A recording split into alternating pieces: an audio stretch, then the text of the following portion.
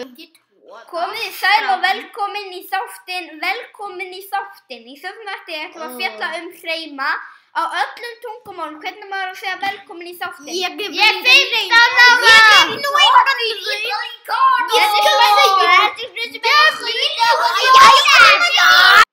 Skoppa og skrýtla hvippinn og kvappinn. Ég óska þess að verða aumingi.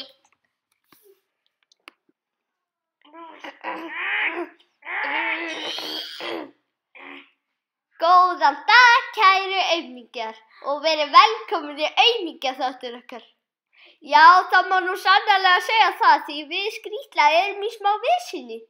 Já, og við erum því miður fastar en við erum að leiða þjóðhátíð í Vestmannaeyjum. Já, og ég er hérna með gröfu sem ég ætla að lemja og berja í ykkur eftir þáttinn.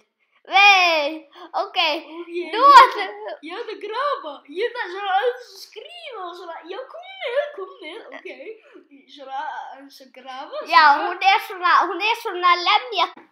Hæ, litli pungur. Mikið voðalegt stórt tippinúbin. Vá, þú ert líka með rosalega stórt tipp.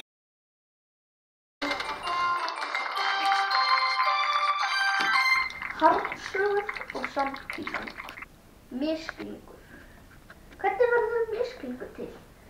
Hérna er kominn til mín Ólafur Helgason sem ætlar að ræða við mig misskilning frá hans barnæsku.